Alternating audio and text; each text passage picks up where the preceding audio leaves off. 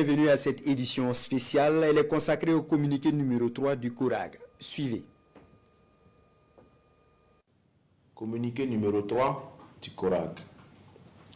Résolument engagé dans la lutte contre le terrorisme et tous ses supports impérialistes qui, sous le fallacieux prétexte d'œuvrer pour la paix dans le monde, alimentent les différents foyers de tension en Afrique et ailleurs, le président du Faso, le camarade capitaine Ibrahim Traoré, le gouvernement et l'ensemble du peuple burkinabé s'investissent également sans réserve pour une véritable refondation de l'État.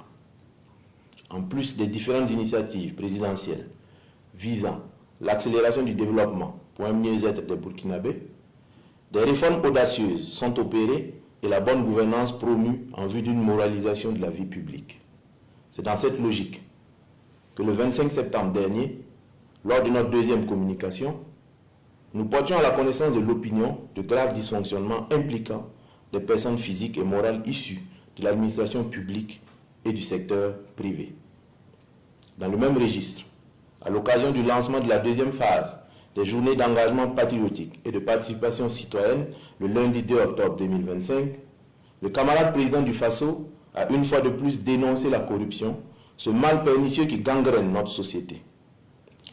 Malgré les multiples mises en garde, dénonciations, interpellations et sanctions, certains Burkinabés, réfractaires au changement, font la sourde oreille se livrant toujours à des pratiques aux antipodes des valeurs de la révolution progressiste populaire conduite au nom et pour le peuple.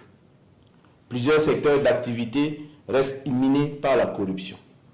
Les corrupteurs y font la loi, profitant de la cupidité sans limite et de l'insouciance des corrompus. En effet, selon des dénonciations, cette fois enregistrées par l'autorité supérieure de contrôle d'État et de lutte contre la corruption, des agents des douanes du Burkina Faso se seraient rendus coupables de faits de corruption et de blanchiment de capitaux, exigeant des conducteurs routiers le paiement de sommes d'argent pour laisser passer des camions en dépit de leur dédouanement régulier au bureau des douanes de Ouaga Inter. Ces faits, qui remontent à mai 2021, connaîtront plusieurs développements. En effet, à la demande de l'ASELC, le procureur du Faso a immédiatement ouvert une enquête qui a permis de découvrir d'importantes sommes d'argent détenues par les mises en cause dans leurs bureaux et domiciles. Des preuves matérielles irréfutables des faits de corruption impliquant deux agents, l'un inspecteur et l'autre contrôleur des douanes, sont versées au dossier. La suite de l'enquête a également permis d'interpeller 11 autres douaniers pour les mêmes infractions de corruption et de blanchiment de capitaux.